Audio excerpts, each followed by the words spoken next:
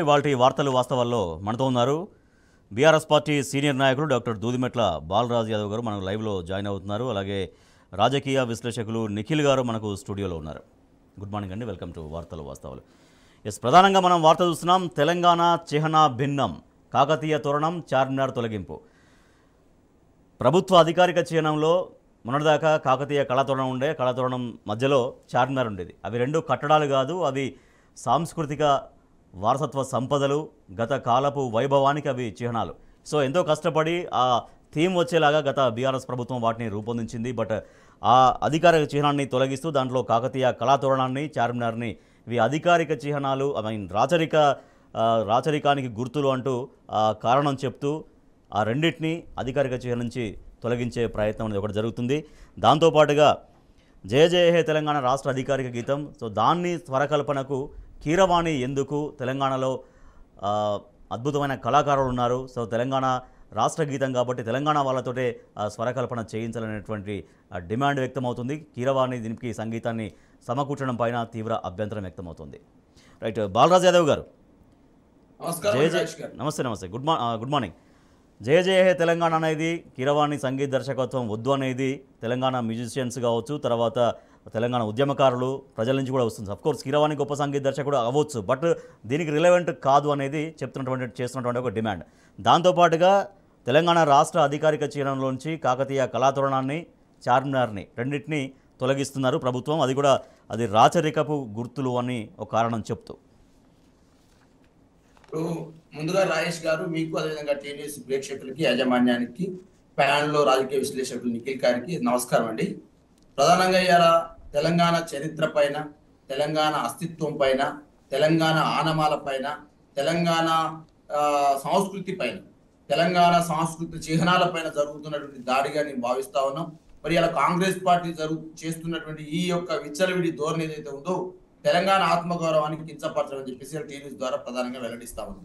ఇలా ఎందుకంటే రాజేష్ గారు జయ జయ హే తెలంగాణ గీతాన్ని ఏదైతే అందశ్రీ గారు రాశారో వారి గొంతుతోని తెలంగాణ సమాజానికి అంతా వెళ్ళింది.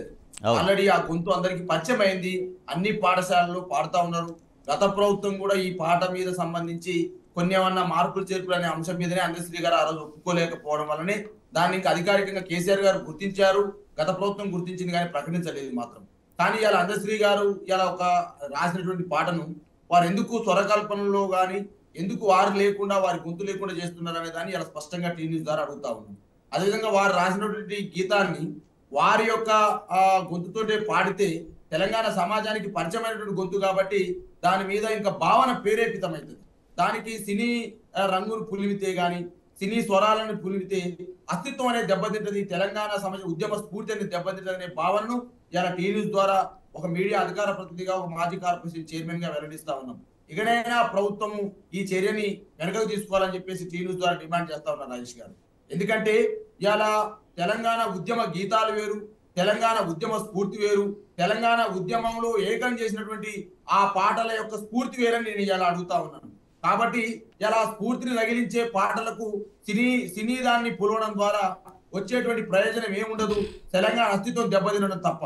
కాబట్టి రేవంత్ రెడ్డి గారు ఇలా ఏదో టీవీకి మాత్రం, ప్రెస్ కు మాత్రం నా సంబంధం ఏం లేదు, అందశ్రీ గారు రాశారు కాబట్టి వారి యొక్క ప్రేరణ మీద దీన్ని ఆ స్వరకల్పన చేస్తుందని చెప్పేసి మాట్లాడుతూ ఉన్నారు. మరి అందశ్రీ గారే దాన్ని చెప్తే ఆ రోజు పాటకు సంబంధించిన స్వరకల్పన సందర్భంలో రైట్. ఇప్పుడు మన బాలరాజు గారు, కాకతీయ కళాతోరణం అనేది అది ఒక పరిపాలనకి చిహ్నం. కాకతీయులు ఎంత గొప్పగా పరిపాలన చేశారనేది, తర్వాత హైదరాబాద్ అనేది ఎట్లా, చార్మినార్ అనేది మొత్తం ఒక హైదరాబాద్కు ఒక ఐకాన్గా గత ఎన్నో శతాబ్దాలుగా ఎట్లా వస్తుందనేది, అవి రెండు కీర్తికి సంబంధించినటువంటి ప్రతీకలు. సో వాటిపైన అభ్యంతరం పెట్టడం అనేది ఏంటనే ప్రతి ఒక్కరికి ఏమి అర్థం అవ్వట్లేదు. అది రాజేష్ గారు ప్రధానంగా 2-3 అంశాలు ఇవాళ మీ దృష్టికి తీసుకొస్తా ఉన్న టీవీ న్యూస్ ద్వారా. తమిళనాడు రాష్ట్రం అనేది ఉంటే ఆ తమిళనాడు యొక్క రాష్ట్ర చిహ్నము శ్రీవిల్లిపూర్ అండాల్ దేవాలయం. ఇది పాండవుల యొక్క రాజుల కాలం నుంచి దీన్ని తీసుకోవడం జరిగింది. అదేవిధంగా కర్ణాటక సంబంధించినటువంటి రాష్ట్రం ఉంటే దాని రాష్ట్ర చిహ్నం సంబంధించి గుండబేరుండాలు, గజకేసరులు అనేటువంటి దాని చిహ్నంలో ఉంటారు. వాళ్ళు ఓయసోరుల యొక్క రాజ్యం నుంచి వారు తీసుకోవడం జరిగింది. అదేవిధంగా ఒడిస్సా రాష్ట్రం ఉన్నట్టయితే ఆ రాష్ట్రం యొక్క చిహ్నము కోనార్కు సూర్య దేవాలయంలోని అశ్వము, అది కళింగ వంశీయుల నుంచి తీసుకోవడం జరిగింది. అదేవిధంగా ఆంధ్రప్రదేశ్ ఉన్నట్టయితే ఆ రాష్ట్ర చిహ్నం సంబంధించి కలశము, ధర్మచక్రము, అది వేదాల నుంచి ఒకటి, బౌద్ధ మతం నుంచి ఒకటి తీసుకోవడం జరిగింది. అదేవిధంగా గుజరాత్ రాష్ట్రం ఉన్నట్టయితే ఆ గుజరాత్ రాష్ట్రం సంబంధించి సింహము 3 సింహాలు, అశోక చక్రాలు, ఇది మౌర్యుల కాలం నుంచి తీసుకోవడం జరిగింది.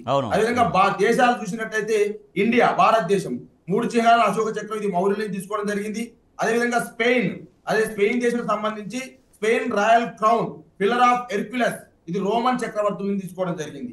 ఈ విధంగా చెప్పుకుంటూ పోతే ఏ దేశమైనా ఏ రాష్ట్రమైనా ఆ రాష్ట్ర చిహ్నాలు కావచ్చు, ఆ దేశ చిహ్నాలు కావచ్చు, పూర్వం ఆ దేశాన్ని కావచ్చు, ఆ రాష్ట్రాన్ని పరిపాలించినటువంటి ఏదైతే ఆ పరిపాలకులు ఉన్నారో ఆ పరిపాలకుల యొక్క గొప్పతనాన్ని, ఆ పరిపాలకుల చరిత్ర చిహ్నాలను భవిష్యత్ తరాలకు తెలియజేయడం కోసమే ఏర్పాటు చేసుకున్నారు తప్ప ఇది ఇంకోటి కాదనే అంశాన్ని తెలియజేస్తా ఉన్నా. కానీ ఇలా ఎందుకు ఇలా జాతీయ మన గీతంగా ఉన్నటువంటి దాంట్లో ఉన్నటువంటి కాకతీయ తోరణాన్ని కావచ్చు, చార్మినార్ని కావచ్చు ఎందుకు తొలగించాలనుకుంటున్నారు అనేది సమస్య. ఇలా సమస్యలు ఎందుకు రాచరికపు ఆనవాళ్ళు, అది రాచరికానికి గుర్తులు అనేది ప్రభుత్వం చెప్తుంది, ముఖ్యమంత్రి చెప్తున్నారు. అవి రాచరికపు ఆనవాళ్ళు, రాచరికపు పోకడలు ఉండొద్దు అనేది రాచరికపు ఆనవాళ్ళు అంటూ కారణమా సాకువా చూపించి చేసే ప్రయత్నం ఒకటి. ఇంకో మాట రాజేష్ గారు, ఢిల్లీలోని రోడ్ల పేరు అక్బర్ రోడ్డు, 3వ మొఘల్ రాజు, అదేవిధంగా లోధి రోడ్డు, ఢిల్లీ సుల్తాన్ల ఆఖరి రాజవంశము, సబ్దార్ జంగ్ రోడ్డు, ఈ విధంగా రోడ్ల పేర్లు ఉన్నవి. బీజేపీ పార్టీ ఒకవైపు అటువైపు మారుస్తానంటే ఆ రోజు కాంగ్రెస్ పార్టీ వ్యతిరేకించింది. మరి ఇవాళ ఎందుకు ఆ రోజు రాజవంశీయులు వాళ్ళ పేర్లు ఎందుకు తొలగిస్తారని చెప్పేసి బీజేపీకి గుర్తు చేస్తున్నప్పుడు ఇలా గుర్తు రాలేదా? మరి ఇవాళ ఎందుకు ఇలా తెలంగాణలో ఈ యొక్క అంశాన్ని తెర మీద తీసుకొస్తా ఉన్నారు? కాబట్టి గతంలో చంద్రబాబు నాయుడు కూడా 99 నుంచి 2004 వరకు అధికారంలో ఉన్నప్పుడు హిస్టరీని తొలగించాలని కుట్ర చేసినారు. హిస్టరీని తొలగించేసి టోటల్ హిస్టరీనే లేకుండా చేద్దామని చేసినారు. చంద్రబాబు నాయుడు యొక్క గురు శిష్యుడుగా రేవంత్ రెడ్డి కూడా ఇలా చరిత్రను రూపాపాలనే ప్రయత్నం చేస్తా ఉన్నాడు. తెలంగాణ అస్తిత్వాన్ని దెబ్బతీయాలని ప్రయత్నం చేస్తా ఉన్నాడు. ఎందుకు తెలంగాణ అస్తిత్వాన్ని దెబ్బతీయాలనుకుంటాడంటే ఈయన తెలంగాణ ఉద్యమంలో లేడు కాబట్టి, ఈయన తెలంగాణ ఉద్యమానికి ద్రోహం చేసింది కాబట్టి, ఈయన తెలంగాణ ఉద్యమంలో విద్యార్థి నాయకులపైకి రైఫిల్ ఎక్కువ పెట్టింది కాబట్టి, తెలంగాణ ఉద్యమంలో ఈయన ఉద్యమ ద్రోహుల వెంట ఉన్నాడు కాబట్టి ఈయన తెలంగాణ అస్తిత్వం అనేది బ్లడ్ లో లేదు కాబట్టి ఇలా తెలంగాణ ఎక్కడ ఎప్పుడు ఏ పదం చరిత్ర పడ్డా ఈ చరిత్రలో రేవంత్ రెడ్డి లేడు కాబట్టి ఇలా తెలంగాణ చరిత్రను రూపమాపాలను చూస్తా ఉన్నాడు. తెలంగాణ అస్తిత్వాన్ని రూపమాపాలను చూస్తా చెప్పి అడుగుతామండి. రైట్ బాలరాజు గారు, నిఖిల్ గారు, తెలంగాణ చిహ్నం అనేది చిహ్నాలు, దాంట్లో ఉన్నటువంటి కాకతీయ కళాతోరణం కావచ్చు, చార్మినార్ కావచ్చు, అవి తెలంగాణ ప్రజలకు కొన్ని శతాబ్దాలుగా వాటితో ఒక సెంటిమెంట్ అన్నమాట. సో అటువంటి సెంటిమెంట్స్ని ఏదైతే ఇప్పుడు చిహ్నాలు ఉన్నాయో ఆ రెండింటిని తీసేసే ప్రయత్నం అనేది ప్రభుత్వం చేసింది ఒకటి. అండ్ గీతం, మన జయ జయ తెలంగాణకు సంబంధించి కూడా కీరవాణి సంగీత స్వరకల్పన పైన తీవ్ర అభ్యంతరాలు వ్యక్తమవుతున్నాయి. దీనికి సంబంధించి చూస్తే రేవంత్ రెడ్డి గారు ప్రస్తుత ముఖ్యమంత్రి గతంలో ఎప్పుడు కూడా ఉద్యమం చేయలేదు. ఆయన ఉద్యమం చేసినోడికి ఆ బాధ ఏంటో తెలుస్తూ ఉంటుంది. ఉద్యమం చేయకపోవడం పైగా ఉద్యమం చేసిన ఉద్యమకారుల మీదకి రైఫిల్స్ పట్టుకుని ఆయన పోయిన పరిస్థితులు కూడా మనం చూసినాం. రీసెంట్గా చూస్తే ఆయన ముఖ్యమంత్రిగా బాధ్యతలు తీసుకొని దాదాపు 6 నెలలు పూర్తవుతున్నా కూడా ఇప్పటి వరకు అమరవీరులకు సంబంధించి ఏ కార్యక్రమం తను తీసుకోలేదు. అమరవీరుల స్తూపాన్ని కూడా కనీసం ఇప్పటి వరకు తను విజిట్ చేయలేదు. ఆయన నుంచి ఉద్యమానికి సంబంధించిన గుర్తులను, ఉద్యమ నేపథ్యాన్ని ఇంకా బలంగా ముందుకు తీసుకుపోవాల్సిన బాధ్యత ఆయన మీద ఉన్నప్పటికీ ఆయన ముందుకు తీసుకుపోతాడని మనం పెద్దగా ఎక్స్పెక్ట్ చేయాల్సిన అవసరం లేదు ఆయన నుంచి. మరో విషయం చూస్తే ఈ గుర్తులకు సంబంధించి గతంలో ఉన్న పరిపాలకులు ఎవరైతే ఉన్నారో వాళ్ళకి సంబంధించి అధికారిక చిహ్నాలను తీసేస్తామని అంటున్నారు. అది చూసుకుంటా పోతే మన అధికారిక చిహ్నంలో ఉన్నట్టు కాకతీయ కళాతోరణం అయితే ఆ కాలంలో ఉన్నటువంటి సంపదలకు వాటన్నిటికీ నిలయంగా మనం కాకతీయ కళాతోరణాన్ని పెట్టుకున్నాం. అదే కాకతీయ రాజులో తెలంగాణకు సంబంధించి అసలు చుక్క నీరు లేని పరిస్థితుల్లో తెలంగాణ వ్యాప్తంగా దాదాపు 75-80 వేల చెరువులను తవ్వించారు. తెలంగాణ మొత్తానికి నీళ్ళు ఇచ్చారు ఆ కాలంలో. వాళ్ళు చేసే చాలా మంచి పనులు కూడా ఉన్నాయి. చార్మినార్ విషయానికి వస్తే విశ్వనగరంగా ఎదుగుతున్నటువంటి మన రాష్ట్రానికి చార్మినార్ అనేది ఒక ప్రతీక. హైదరాబాద్ బ్రాండ్ ఇమేజ్కి కానీ దీనికి కానీ తను అట్లానే పేర్లు మార్చుకుంటూ పోవాలని అంటే, సపోజ్ నిజామాబాద్ ఉంది, నిజాం అనే పేరు ఉంటుంది, దాంట్లో నిజామాబాద్ పేరు మారుస్తారా? కరీంనగర్ ఉంది, కరీం అనే పేరు ఉంటుంది, మారుస్తారా? హైదరాబాద్లో హైదర్ ఉంటుంది, తీసేస్తారా?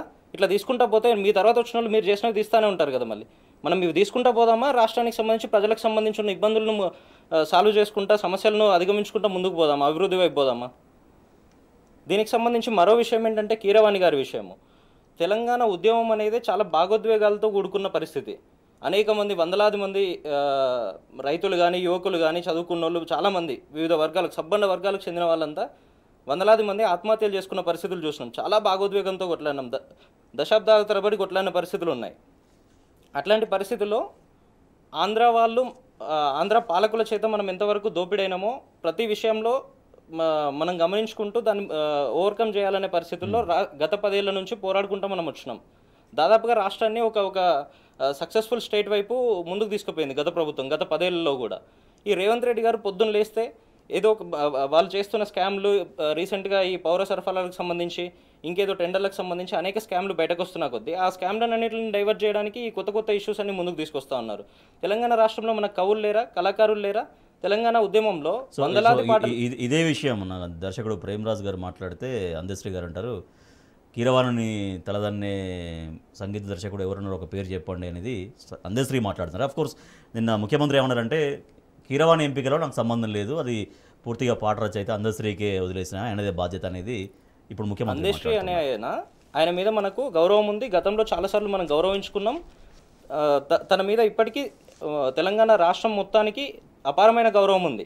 ఆ విషయం పక్కన పెడితే ఆయన పాట రాసిండ్రు కరెక్టే, కానీ కీరవాణి గారు మాత్రమే కంపోజ్ చేయాల్సిన అవసరం లేదు కదా. తెలంగాణ ఉద్యమంలో వందలాది పాటలు వచ్చినాయి.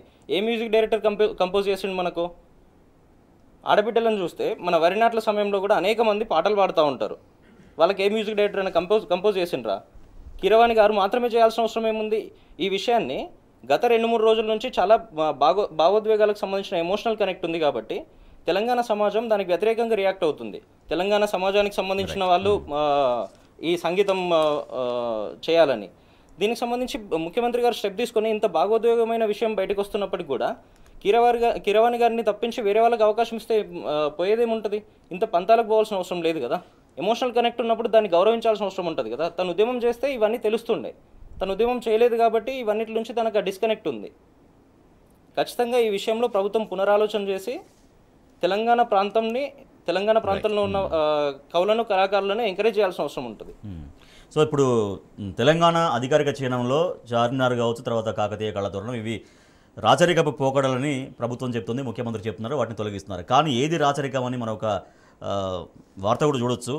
అశోక చక్రవర్తి వేసిన స్తూపంలో, సారనాథ్లో అశోక చక్రవర్తి వేసినటువంటి స్తూపంలో ఉన్నటువంటి 4 సింహాలను, అశోక చక్రాన్ని జాతీయ చిహ్నంగా ఎంపిక చేసిన భారత రాజ్యాంగ సభ తొలి ప్రధాని కాంగ్రెస్ అగ్రనేత నెహ్రూ. సో అది అప్పుడు రాచరికపు సింబల్ ఇప్పుడు అనిపించట్లేదా అని ఒక ప్రశ్నలు ఉత్పన్నమవుతున్నాయి.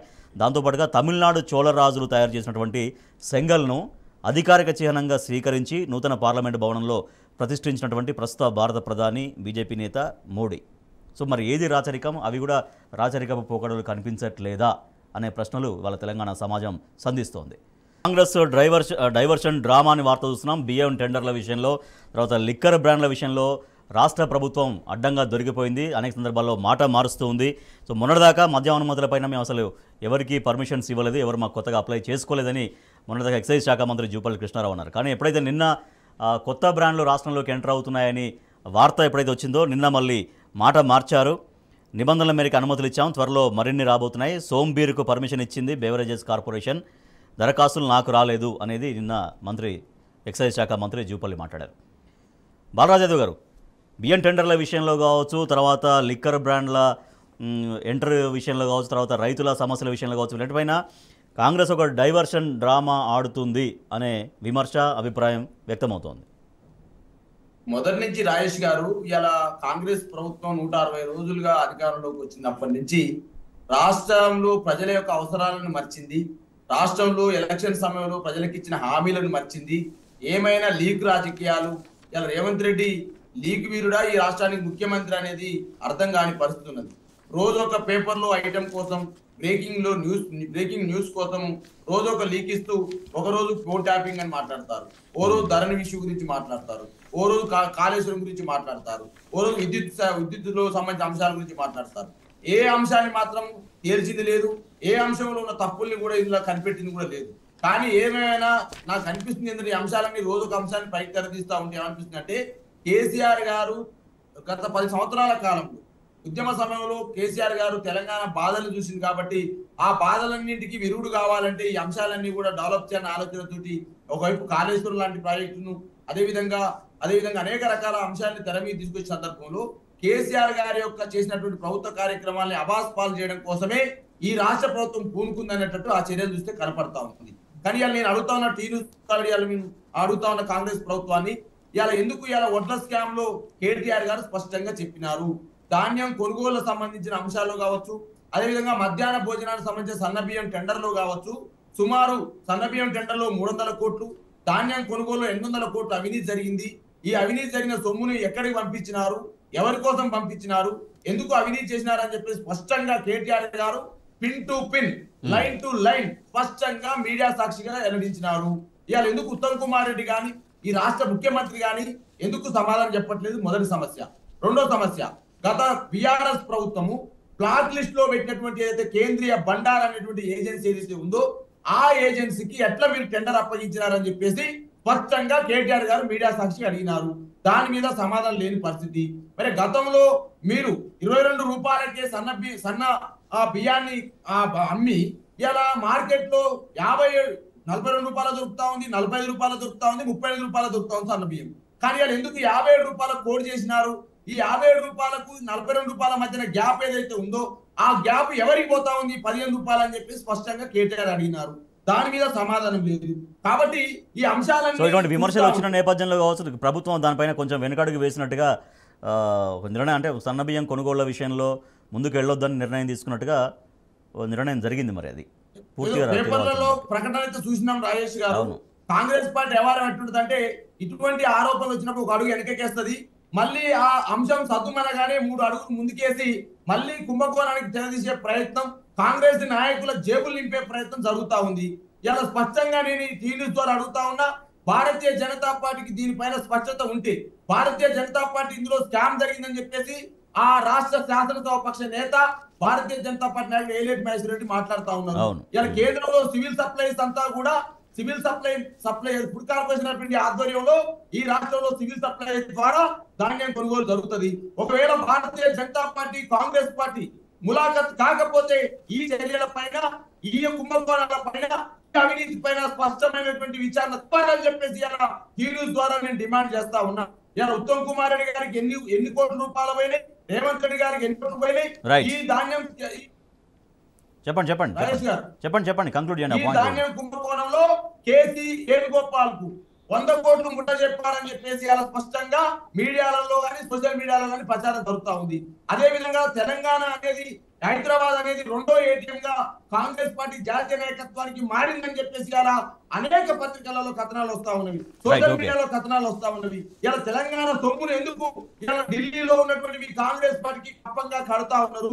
మీ పదవుల కోసమేనా, మీ ముఖ్యమంత్రి పీఠం కోసమేనా? రేవంత్ రెడ్డి అడుగుతా ఉన్నా, మీ మంత్రి పదవులు కాపాడడం కోసమేనా ఈ తెలంగాణ రాష్ట్రంలో ఉన్న సంపదను ఇలా జాతీయ కాంగ్రెస్ మీరు ఇలా ముట్ట చెప్తా ఉన్నారని చెప్పేసి ఇలా స్పష్టంగా కాంగ్రెస్ పార్టీ అడగాల్సుగా ఉన్నారు రాజు గారు. ఒకవైపు ధాన్యం సంబంధించిన అంశాల్లో జరుగుతున్న కుంభకోణాలు, అదేవిధంగా ఇలా ధాన్యం. మీ వీడియో పోయింది అండ్ ఆడియో కూడా పోయింది, ఒకసారి కరెక్ట్ చేసుకోండి బాలరాజు గారు. నిఖిల్ గారు, కాంగ్రెస్ డైవర్షన్ డ్రామా జరుగుతుంది. మద్యం బ్రాండ్ల పైన ప్రభుత్వం మొన్న ఒక మాట చెప్పింది, నిన్న ఒక మాట చెప్పింది అన్నది ఒకటైతే, అలాగే ధాన్యం టెండర్ల స్కామ్ విషయంలో కూడా ఉక్కిరిబిక్కిరైంది. ఇప్పుడు మళ్ళీ ఫోన్ ట్యాపింగ్ అంటూ దాన్ని బాగా తెరపైకి తీసుకొచ్చే ప్రయత్నం ఒకటి చేస్తుంది. కాబట్టి కేవలం అసలు సమస్యల నుంచి ప్రజల దృష్టి మరల్చేందుకే ఇటువంటి అన్ని తెరపైకి తీసుకొస్తుంది అనేటువంటి విమర్శ వ్యక్తమయ్యే విధంగా, అభిప్రాయం వ్యక్తమయ్యే విధంగా మనం వార్తా కథనం చూస్తున్నాం. దీనికి సంబంధించి జూపల్లి కృష్ణారావు గారు ఎక్సైజ్ మంత్రిగా ఉన్నారు, తనే సాంస్కృతిక శాఖ మంత్రిగా కూడా ఉన్నారు. ఎక్సైజ్కి సంబంధించి ఈ కొత్త బీర్లు కానీ ఈ లిక్కర్కి సంబంధించి కానీ కొత్త కంపెనీలకు ఎవరు మాకు అప్లై చేసుకోలేదు అని వారం క్రితం అదే మంత్రి గారు చెప్పిండ్రు, సంబంధిత శాఖ మంత్రి జూపల్లి కృష్ణారావు గారు. అదే మంత్రి గారు వారం తర్వాత మళ్ళీ మాకు అప్లికేషన్స్ వచ్చినాయి, వాళ్ళకి పర్మిషన్లు ఇచ్చినాము అని చెప్పారు. ఆ ఏ కంపెనీకి అయితే వీళ్ళు పర్మిషన్ ఇచ్చారో ఆ కంపెనీ మధ్యప్రదేశ్లో కాంగ్రెస్ కీలక నాయకులకు చాలా దగ్గర సంబంధాలు ఉన్నట్టుగా అనేక వార్తలు వచ్చినాయి. ఆ కంపెనీకి సంబంధించి మధ్యప్రదేశ్ ప్రభుత్వం ఆల్రెడీ బ్యాన్ చేసింది. అక్కడ దాదాపు వందలాది మంది ఆ మద్యం సేవించి చనిపోయిన పరిస్థితులు ఉండడం వల్ల. అదే కంపెనీని ఈరోజు మన పక్క తెలుగు రాష్ట్రమైన ఆంధ్రప్రదేశ్లో కూడా ఇట్లాంటి కంపెనీలు చాలా వస్తే చాలామంది అనారోగ్యం బారిన పడ్డట్టుగా మనం చాలా వార్తలు విన్నాం. అదే పరిస్థితి ఈరోజు తెలంగాణలో మళ్ళీ తెచ్చుకోవడం ఎందుకు? చూసి మనము వీళ్ళు అప్రూవల్స్ ఇవ్వడం ఎందుకు? అంటే ఆయన శాఖలో ఏం జరుగుతుందో ఆయనకు తెలియదు. ఇదే విషయం సాంస్కృతిక శాఖ విషయానికి వస్తే ఈ కళాతోరణాలు కానీ అధికారిక రాజముద్రకు కానీ రాష్ట్రంలో ఇంత చర్చ జరుగుతున్నప్పటికీ ఈ మొత్తం ప్రాసెస్లో ఎక్కడ కూడా సాంస్కృతిక శాఖ మంత్రి ఇన్వాల్వ్మెంటే లేదు అసలు. తన డిపార్ట్మెంట్లో ఏం జరుగుతుందో తనకు తెలియదు అసలు. ఇదంతా డైవర్ట్ చేయడానికి ఈ కొత్త ఫోన్ ట్యాపింగ్ విషయాలు కానీ మరో విషయం కానీ ఇవన్నీ ముందుకు తీసుకొస్తూ ఉన్నారు.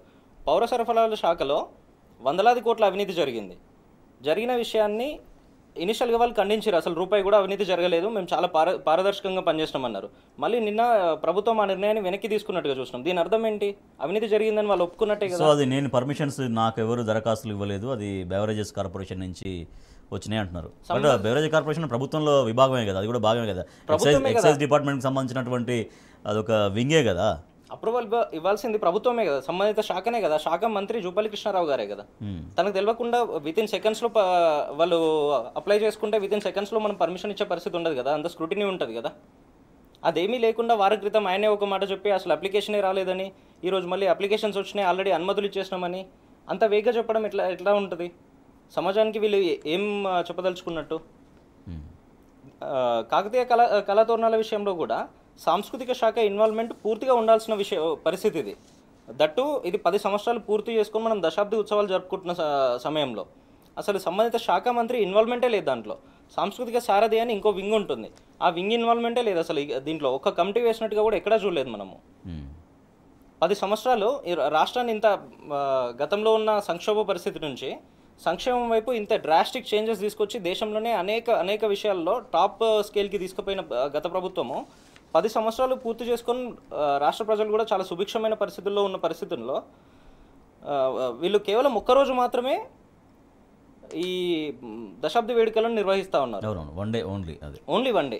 అంటే గత ప్రభుత్వం బీఆర్ఎస్ ఉన్నప్పుడు దాన్ని 21 days ఏమో 3 weeks చేసింది. ఇప్పుడు ప్రారంభం ఎట్లా చేశారో ముగింపు వీళ్ళ చేతిలో ఉంది కాబట్టి ముగింపు కూడా అట్లీస్ట్ ఒక వారం రోజులనే చేయాల్సింది అనేది అందరూ చెప్తున్నమాట. డైరెక్ట్గా ఓన్లీ ఒకే రోజు ఉత్సవాలు చేయడం, అదే రోజు ఇదే ఉద్యమం చేసినటువంటి టీఆర్ఎస్ పార్టీ ఇప్పుడు ప్రతిపక్షంలో ఉండి కూడా 3 రోజులు సెలబ్రేషన్స్ చేస్తుంది. అట్లాంటిది పార్టీగా, ప్రతిపక్ష పార్టీగా, అట్లాంటిది అధికారంలో ఉన్న పార్టీ, అధికారంలో ఉన్న ప్రభుత్వం తరపున కేవలం ఒక్కరోజే చేయడం ఏంటి?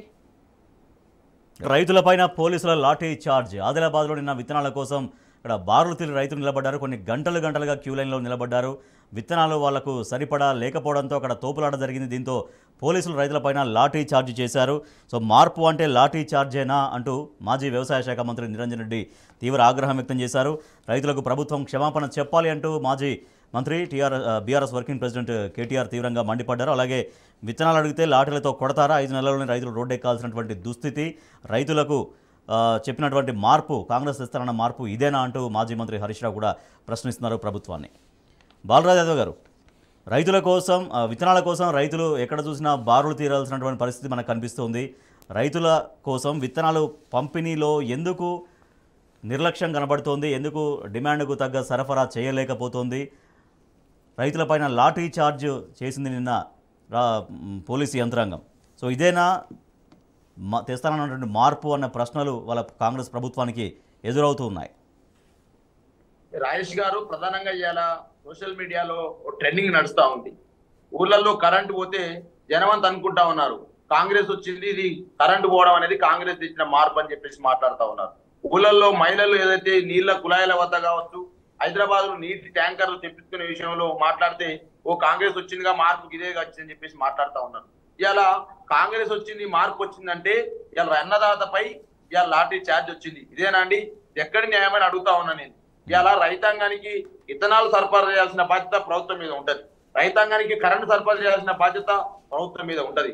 కరెంటు సంబంధించే కాదు, అనేక రకాల ఎరువులకు సంబంధించే కాదు, అనేక అంశాలని రైతాంగానికి ఇవ్వాల్సిన బాధ్యత ఈ ప్రభుత్వం ఉంటది. కానీ ఈ ప్రభుత్వానికి చిత్తశుద్ధి లేదనడానికి నిదర్శనం ఇది. కాబట్టి ఆదిలాబాద్ లో రైతాంగం పైన ఏదైతే లాఠీ చార్జ్ చేసిరో ఆ లాఠీ చార్జీ కారకులను వెంటనే ఈ ప్రభుత్వం వాళ్ళని సస్పెండ్ చేయాలని చెప్పి నేను డిమాండ్ చేస్తా ఉన్నా. అదే విధంగా ఈ రేవంత్ రెడ్డి గారు ఈ రైతాంగానికి, రాష్ట్ర రైతాంగానికి, రాష్ట్ర ప్రజలకు ఆదిలాబాద్ లో జరిగినటువంటి రైతాంగం పైన దాడి అంటే తెలంగాణ ప్రజల పైన జరిగిన దాడి, అది తెలంగాణ రైతాంగం పైన దాడి. కాబట్టి వెంటనే రేవంత్ రెడ్డి ముఖ్యమంత్రి గారు వెంటనే ఈ రైతాంగానికి క్షమాపణ చెప్పాలని ఈ న్యూస్ ద్వారా డిమాండ్ చేస్తా ఉన్నా. ఇవన్నీ అడుగుతా ఉన్న రాజేష్ గారు, గతంలో 10 సంవత్సరాల కాలంలో రైతును రాజును చేయాలని చెప్పేసి కేసీఆర్ గారి నాయకత్వంలో అనేక అంశాలని, అనేక రకాల సంస్కరణలు, అనేక రకాల పథకాలు తీసుకొచ్చింది కేసీఆర్ నాయకత్వం. ఇలా దేశంలో ఎక్కడ లేదు సార్ రైతు బంధుని తీసుకొచ్చినాం.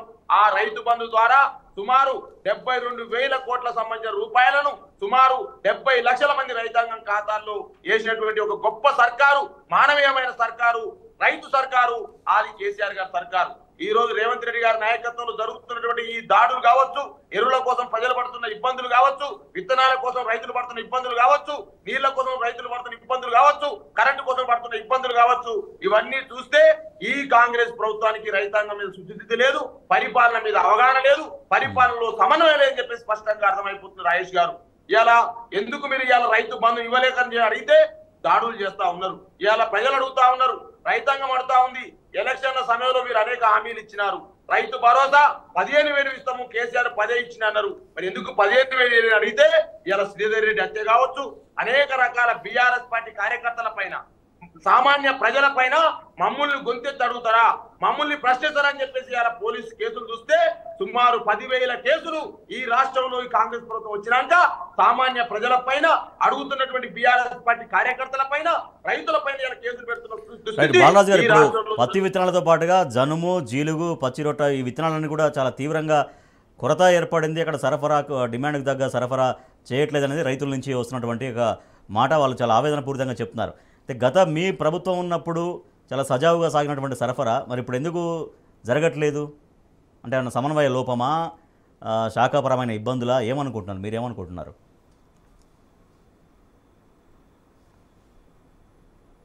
బాలరాజు గారు. ఎస్ బాలరాజు గారు, మళ్ళీ మీ దగ్గరకు వస్తాను, మీతో మాట్లాడతాను. ఎస్ నిఖిల్ గారు.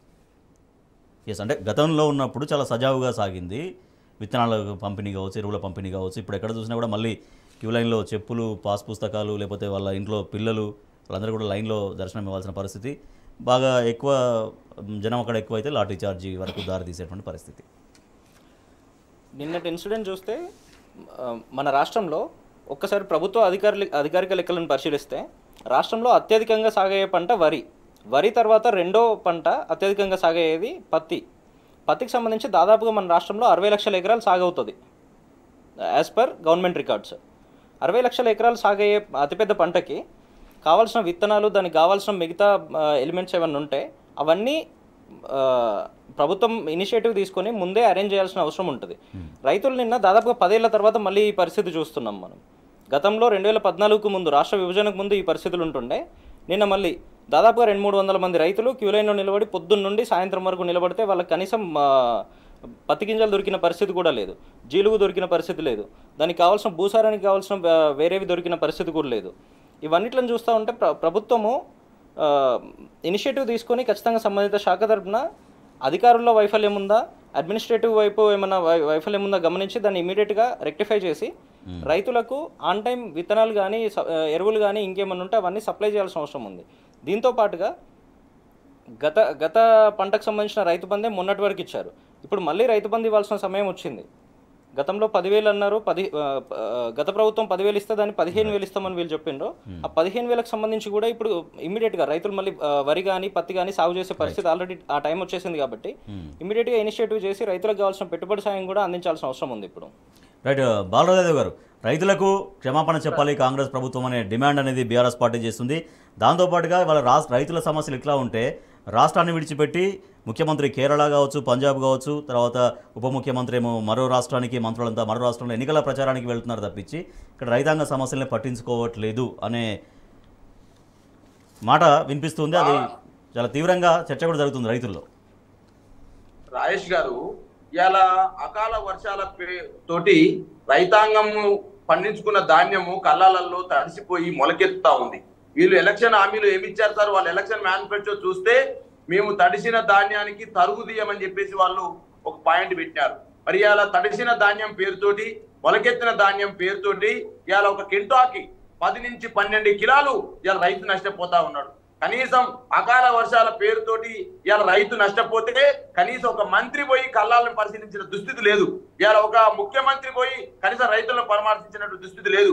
ఒకవైపు మాజీ ముఖ్యమంత్రి వర్యులు, తెలంగాణ తొలి ముఖ్యమంత్రి వర్యులు, రైతులను రాజుగా చేసిన నాయకుడు కేసీఆర్ మాత్రం రైతు కష్టాలను చూడలేక రైతు బాధల్ని చూడలేక మరి ఇవాళ కాలు బాగలేకపోయినా ఒకవైపు తుంటి ఎముక ఇరిగినప్పటికీ మరి ఇలా మరి బయటకు వెళ్ళి రైతుల దగ్గర పరామర్శించిన పరిస్థితి చూసినాం. అదేవిధంగా రైతాంగం ఇలా కేఆర్ఎంబికి సాగర్ నీళ్లను శ్రీశైలం నీళ్లను అప్పచెప్పితే రైతాంగం యొక్క ఆదుకోవడం కోసం నల్లగొండ జిల్లాలో 1,00,000 మందితో సభ పెట్టి రైతాంగానికి ఈ విధంగా సార్ నేను ఇలా రాజేష్ గారు నేను చెప్తా ఉన్నా, ఈ కాంగ్రెస్ ప్రభుత్వం గతంలో చెప్పినాడు కేసీఆర్ గారు, కాంగ్రెస్ ప్రభుత్వం వస్తే మళ్ళీ ఇన్వర్టర్లు వస్తాయి, కాంగ్రెస్ ప్రభుత్వం వస్తే ఇవాళ పాస్ పుస్తకాలు మళ్ళీ ఇవాళ వరదలలో పెట్టి విత్తనాలు తీసుకునే దుస్థితి వస్తుంది, ఎరువులు తీసుకునే దుస్థితి వస్తుంది, రైతాంగం అన్నమో రామచంద్ర అనే పరిస్థితి వస్తుందని చెప్తే ఇవాళ కేసీఆర్ గారు ఆ రోజు చెప్పిన మాటలు ఇవాళ కాంగ్రెస్ ప్రభుత్వం నిజం చేస్తా ఉంది. కాబట్టి ఇలా తెలంగాణ సమాజం ఆలోచన చేయాలి, తెలంగాణ రైతాంగం ఆలోచన చేయాలి. ఈ కాంగ్రెస్ ప్రభుత్వాన్ని గద్దెనెక్కిన ప్రభుత్వాన్ని ఇచ్చిన హామీలు ఎందుకు అమలు చేయాలని చెప్పేసి ప్రజలు నిలదీయాలని చెప్పేసి ఇలా ప్రజలే ప్రతిపక్షంగా మారాల్సిన అవసరం ఉంది బీఆర్ఎస్ పార్టీ తప్పని చెప్పి తెలియజేస్తా ఉన్నా. Right, thank you so much Balaraju Yadav గారు, thank you so much Nikhil గారు. ఇది ఇవాల్టి వార్తలు వాస్తవాలు.